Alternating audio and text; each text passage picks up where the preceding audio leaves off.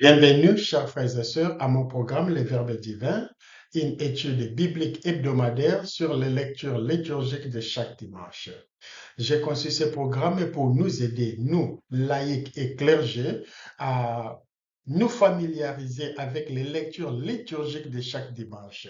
Cela nous aidera à comprendre la parole de Dieu avant de participer à la messe. Et si nous avons l'idée, si nous avons compris, cela nous aidera à vraiment participer à la messe activement et intentionnellement. Je voulais dire participer avec prière. Je m'appelle Père Léon Nando, SVD. Je suis missionnaire SVD. Ce dimanche, ce sera le 21e dimanche du temps ordinaire à Messé, le 17 août 2025. Je m'excuse d'abord parce que la semaine passée, j'ai partagé avec vous le 19e dimanche du temps ordinaire. J'ai complètement oublié que l'église locale au Congo et certains pays en Afrique ont célébré le dimanche passé la solennité de l'Assomption de la très sainte Vierge Marie. Normalement, cette solennité tombe ce vendredi, ici le 15 août. Nous, ici, dans mon pays d'émission et d'autres pays ailleurs, nous maintenons cette solennité le même jour, c'est-à-dire ce vendredi, le 15 août. Pourtant, au Congo, l'église locale au Congo et certains pays d'Afrique qui écoutent qui suivent mes vidéos, qui partagent et écoutent mes vidéos, vous avez célébré le dimanche passé plutôt la solennité de la Vierge Marie, de la très sainte, l'Assomption de la très sainte Vierge Marie. Je m'en excuse. Et de toutes les façons, vous avez eu les réflexions sur le 19e dimanche du temps ordinaire. Voilà, ce dimanche, maintenant, pour tout le monde, c'est le 20e dimanche du temps ordinaire à Nessé. La première lecture, c'est Jérémie chapitre 38, versets 4 à 6 et versets 8 à 10. La deuxième lecture, c'est Hébreux chapitre 12, versets 1 à 4. Et l'évangile, c'est selon Saint Luc chapitre 12, versets 49 à 53. Le contexte historique et littéraire. À titre de rappel, nous avons deux grands exercices que nous faisons dans ces programmes. Premièrement, nous nous limitons sur les temps et le peuple à qui les auteurs sacrés ont écrit disons, leurs livres. Ils n'ont pas écrit à nous aujourd'hui. Ils n'avaient pas le même contexte historique aujourd'hui. Alors, pour comprendre ça aujourd'hui, nous devons d'abord nous référer à leur époque. Qu'est-ce qui s'est passé pendant ce temps?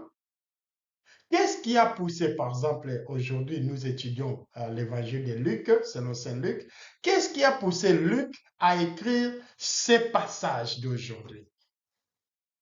Et puis, nous allons essayer de comprendre les mot à mot, ou bien verset par verset, ou bien phrase par phrase, les explications théologiques, les interprétations théologiques de ces passages. Maintenant, dans le deuxième bloc, c'est-à-dire dans le deuxième exercice que j'appelle les implications pastorales, nous allons maintenant comprendre pourquoi l'Église catholique a choisi ces trois lectures ce dimanche. Qu'est-ce que l'Église veut nous enseigner par rapport à ces lectures? Voilà. Donc, la première partie, c'est nous faisons d'abord l'interprétation théologique. La première démarche, c'est le contexte historique et littéraire. Avant notre texte, Jésus a d'abord mis en garde ses disciples contre l'hypocrisie des pharisiens, ça c'est chapitre 12, verset 1, et les a encouragés à ne pas abandonner leur mission sous la persécution, chapitre 12, verset 2 à 12, Ensuite, il a mis en garde la foule contre les dangers de se focaliser sur les biens matériels et d'y faire confiance. Chapitre 12, versets 13 à 21. Il les a exhortés à reconnaître leur totale dépendance envers Dieu. Chapitre 12, versets 22 à 34. Et à être les serviteurs vigilants et fidèles. Chapitre 12, versets 35 à 48. En attendant la pleine réalisation du royaume de Dieu à la fin des temps. Avec ça dans notre esprit, maintenant notre passage de l'évangile qui est chapitre 12, verset 49 à 53, vraiment très court, Jésus révèle que ses enseignements sont comme un feu purificateur, car ces enseignements susciteront ou suscitent des conflits parmi les croyants. Certains les acceptent, tandis que d'autres les rejettent. Juste après notre passage, toujours sur le chapitre 12, Luc conclut ce chapitre par des récits sur les signes des temps et la confrontation avec un adversaire. Voilà au moins l'idée générale sur le chapitre 12. Maintenant, quelle est la forme, la structure et le mouvement de notre passage? Nous focalisons maintenant sur notre passage de l'évangile seul. Ces récits, riches en images et structurés en un seul mouvement, Jésus décrit comment sa mission provoquera des divisions, même au sein des familles, et mènera à sa mort. Troisième démarche, ou troisième point, c'est nous faisons maintenant une analyse détaillée. Les enseignements de Jésus agissent comme un feu purificateur, séparant ceux qui sont destinés au royaume de ses ennemis. Ça, c'est verset 49. Pleinement conscient que sa mission le mènera à la mort, qu'il appelle baptême, au verset 50, Jésus exprime sa détermination à continuer de proclamer le royaume jusqu'à l'accomplissement de sa crucifixion. La mission de Jésus crée des conflits et des divisions, voire même au sein d'une même famille. Versets 51 et 53. C'est-à-dire, au sein d'une même famille, certains vont l'accepter et d'autres peut-être vont le réfuter. Cette description de la mission de Jésus s'applique également, pas seulement à Jésus, mais ça s'applique également à la vie des disciples. Luc souligne que la parole de Dieu proclamée par les disciples et tous ceux, toutes celles qui suivent Jésus sera acceptée par certains et rejetée par d'autres. Il les a préparés de savoir ça. Les croyants doivent rester fermes et continuer à mettre en œuvre le royaume de Dieu, même au prix de leur vie. Même lorsqu'ils rencontrent ces difficultés, ces rejets, ils doivent continuer à prêcher la parole de Dieu. Quelle est la synthèse de notre évangile, de notre passage? Qu'est-ce que nous pouvons retenir en bref? La mission de Jésus engendre les conflits et divisions, même au sein des familles, et mènera finalement à sa mort. Jésus est résolu à ne pas abandonner, mais plutôt continuer de proclamer le royaume de Dieu jusqu'à sa crucifixion. Les disciples et tous les croyants sont appelés à suivre ces traces. Voilà ce que Luc veut que ses auditeurs puissent comprendre.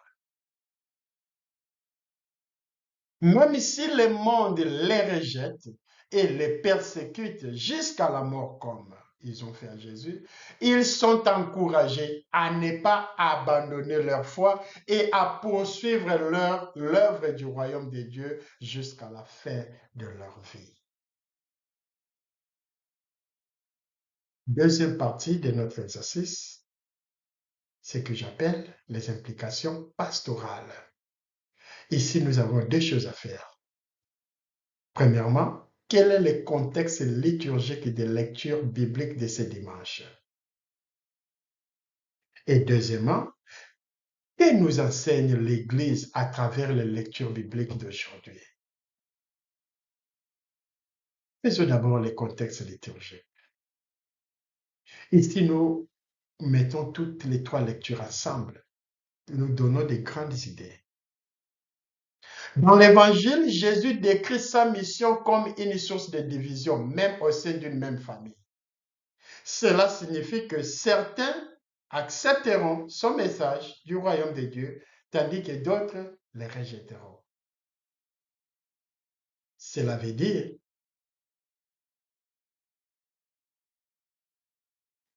je voulais dire, Jérémie, dans notre première lecture, a subi un traitement similaire à son époque. Comme Jésus, Jérémie, avant même Jésus, Jérémie a subi ce traitement. Alors, notre première lecture, c'est très joli. Le contexte de notre première lecture est que le, le peuple d'Israël était assiégé. Les ennemis ont attaqué. Ils ont déjà attaqué Israël. Ils ont attaqué leur territoire et ils ont assiégé, mais ils n'ont pas encore détruit la ville de Jérusalem. Alors pendant ce temps-là, Jérémie, comme prophète, a demandé aux autorités politiques de se soumettre à ces assaillants et les promettant que Dieu va les sauver un jour, au lieu de laisser les massacres, de laisser les gens mourir. Les autorités politiques étaient contre Jérémie, ils l'ont mis en prison. Et c'est à travers la révélation de Dieu, Dieu a inspiré quelqu'un qui est venu, l'ange, sauver Jérémie, le libérer de la prison. C'est un très bon exemple de ce que nous vivons aujourd'hui avec les conflits politiques. Donc, Jérémie a souffert ce que Jésus nous dit dans l'Évangile. L'auteur de notre deuxième lecture, d'une part, nous encourage en tant que chrétiens à rejeter les péchés et tout ce qui nous empêche d'accepter Jésus et l'enseignement de l'Église, surtout lorsque ces enseignements nous interpellent et défient. Et d'autre part, en tant que disciples de Jésus, il nous exhorte à garder les yeux fixés sur Jésus dans la prière, ce qui nous permettra de persévérer dans notre foi chrétienne et notre mission baptismale, même au milieu d'affliction, c'est-à-dire la souffrance et la persécution. Voilà, donc, dans la deuxième lecture est que, d'une part, nous sommes chrétiens qui suivent les enseignements de Jésus, les enseignements de l'Église. Alors, même si ces enseignements sont challenging, nous défient, sont difficiles à suivre, ça nous défie, nous ne pouvons pas la deuxième lecture nous demande de ne pas nous diviser, que nous tous, nous puissions suivre ces enseignements, même si ils sont difficiles, c'est-à-dire ça nous défie. Par exemple, si l'enseignement parle de laisser l'alcool, l'addiction à l'alcool dérange notre santé, dérange notre vie, et que vous ou quelqu'un aime l'alcool, dit que non, voilà, moi je ne veux pas suivre ça. Donc ici, l'auteur de notre deuxième lecture nous dit, même si l'enseignement nous défie, nous devons suivre ça. De l'autre côté, nous ne sommes pas seulement ceux qui écoutent les enseignements, nous sommes aussi les chrétiens par notre baptême, nous sommes ceux-là aussi qui enseignent aux autres, par l'exemple et par la parole. Les parents, les enseignants, les infirmiers, les docteurs, partout nous sommes les disciples de Jésus. Nous enseignons. Et maintenant, si nous rencontrons les persécutions ou les gens qui s'opposent à nous, l'auteur de la deuxième lecture nous demande de ne pas de ne pas avoir peur, de ne pas cesser, de ne pas abandonner. Nous devons continuer à prêcher la parole de Dieu. La deuxième Le deuxième point, c'est de revoir ce que l'Église nous enseigne aujourd'hui. Normalement, ici, c'est maintenant l'homélie, mais je vous épargne de ça. Je vous invite, ou je nous invite plutôt, à partager maintenant ce que Dieu nous a enseigné pendant cette étude biblique. Après avoir écouté cette vidéo, qu'est-ce que tu penses? Ce que Dieu t'a enseigné, ce que Dieu te parle. Quelles sont les leçons que tu as apprises ici après cette vidéo, dans cette étude biblique? S'il vous plaît, laissez en commentaire une ou deux leçons. Ça, c'est le partage biblique que nous faisons en ligne. Ton partage, ton commentaire sur YouTube, pas sur WhatsApp, mais sur YouTube, va sur YouTube et je vous encourage de regarder cette vidéo sur YouTube et dans la messagerie ou bien dans les commentaires, laisse un commentaire, écris quelque chose, ta leçon. Par exemple, l'étude biblique d'aujourd'hui m'apprend d'être courageux, de ne pas abandonner ma mission comme disciple. Donc, tu écris la leçon que tu as apprise, mais que tu as apprise plutôt. Maintenant, tout le monde va lire ton commentaire et nous allons apprendre de ta leçon ou de tes leçons. Et n'oubliez pas à vous abonner à ma chaîne et puis partager le lien avec vos proches avant ce dimanche. Et puis aimer mes vidéos. Merci et à nous revoir le lundi prochain. Bye. Que Dieu vous bénisse.